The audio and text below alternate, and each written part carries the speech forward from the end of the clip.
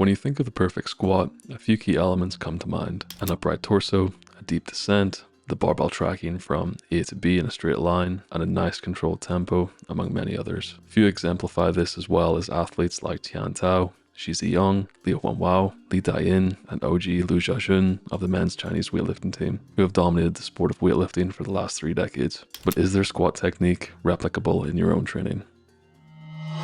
In this video, I'm going to teach you how to achieve a technically sound high bar back squat. It's primarily a method influenced from the teachings of US powerlifting legend Chad Wesley Smith. If it's good enough for Chad and his athletes, it's probably good enough for you and I as well. So let's dive in. The very first thing you want to do is to ensure that you're wearing the right footwear. If you have access to weightlifting shoes or any hard sole shoes with an elevated heel, then I'd wear those. If you don't have access to either of these, then I'd experiment with whatever you have at your disposal, including wearing no shoes at all. You then want to adjust the J-hooks to ensure the barbell is resting at around armpit height, the plates are locked in, and the bar is centered in the rack. Familiarizing yourself with how to bail on a failed squat is key too, so I just make sure you know how to do that if you're squatting alone. You're now set up to squat. You want to begin by unracking the barbell with your hips underneath the bar, pushing through your hips to lift it off the J-hooks, with the barbell resting over your upper traps and rear delts. For most people, the barbell will sit at around C7, but it may be as low as in line with your AC joint. Your shoulder blades should be squeezed back and down, with your hands positioned as close to your shoulders as you comfortably can, with straight or just slightly extended wrists to maintain a stiff upper back. The elbows will naturally align with the back at around 45 degrees and be pulled inside of your hands under the bar to create a rigid shelf. If you're struggling to do this, just really try to pull your elbows towards the middle of your body. You then take a 3-step walkout, placing your feet at or just outside of shoulder width, while slightly flaring your toes out and spreading them in your shoes to create a stable base. Most people will naturally have a toe flare between 10 to 45 degrees, but this will largely depend on your own hip structure. If you don't know how to assess that, I'll leave a video in the description that will walk you through it. At this point, you should be standing extended through the hips, knees, and spine. You finally want to center the weight over the middle of your foot by pushing your big toe, little toe, and heel bone into the floor, ensuring your feet are fully flat, in full contact with the floor, and screwed into position to create tension. This will ensure balance and an even force distribution throughout the lift. To start, take a deep breath through your nose first, and then your mouth to fill your abdomen with air. You want to make sure to push the air down and out through the obliques, which will expand your waist to give 360 degrees of pressure. By now, your trunk and thighs should feel full of tension. You then want to start the descent by simultaneously breaking at the hips and knees to initiate the squat, accelerating down as fast as your technique will allow, while aiming for the crease of your hips to fall below the top of your kneecaps. Throughout the descent, your knees should be tracking over the toes, or just slightly outside your toes. Your head should remain neutrally aligned with the back, your upper back should remain flat, and your lower back should maintain its natural curve. Once you hit depth, reverse the motion by using the stretch reflex to bounce out of the hole, pushing straight up through the middle of your foot and driving your upper back into the bar, ensuring that your knees continue to track over your toes.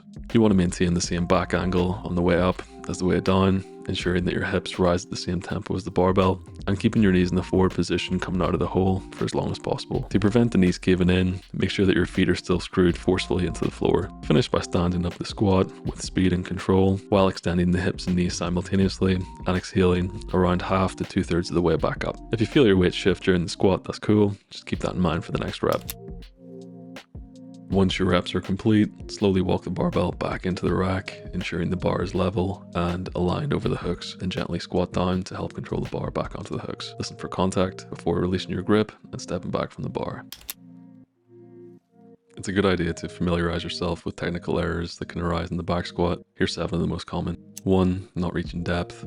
If you're not performing a partial squat, then the hip crease should ideally be sinking below the top of the knee. For most individuals looking to get stronger and more muscular, deeper squats are the way to go. 2. Knee cave in. A little bit of this in the ascent or high RP squats is fairly normal, but I'd probably try to limit it by focusing on keeping the knees tracking over the toes throughout the lift. 3. Too much forward lean. Leaning too far forward shifts your weight away from the midfoot, which leads to a less stable and less efficient squat. 4. Lifting the heels. Keeping your feet flat provides a stable base and ensures a balanced force distribution. If you're struggling to keep your feet flat, try slotting a 1.25 to 2.5 kilo plate under each heel. 5. Excessive butt wink. This refers to the rounding of the lower back at the bottom of the squat. A bit of this is normal, but if there's significant amounts of lumbar flexion, then I'd look into varying your stance and working on building strength through that bottom range.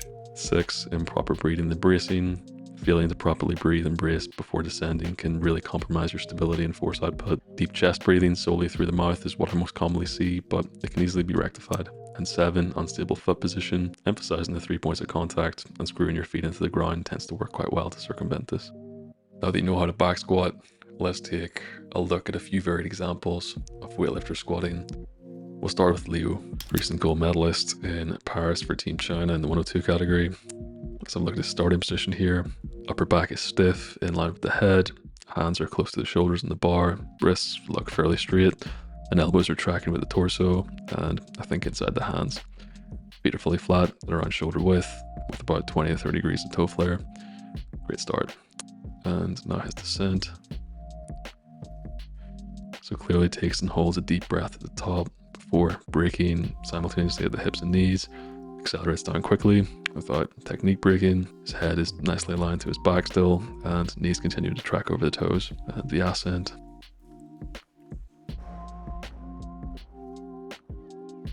Stands up the squat with speed and complete control. Knees remain tracking over the toes.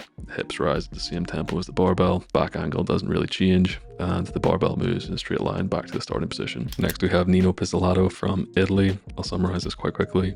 First off, he has a fairly short torso, long arms and long femurs, so you could say he doesn't have the ideal build for squatting. His starting position here looks great though, and he's adopting a much wider stance than Liu. The descent is really controlled. This is only a warm-up set, but he does maintain this technique really well in his heavier sets as well. Hips, knees and ankles are stacked. Hips descend well below the top of his kneecaps, and there's lots of external rotation of the hips to support that. And he drives the barbell back up nicely through the midfoot and upper back to the start. Great squat. I realized those clips were going on probably too long, so I'm going to leave it there.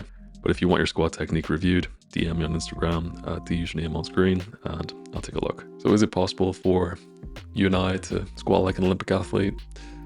Definitely.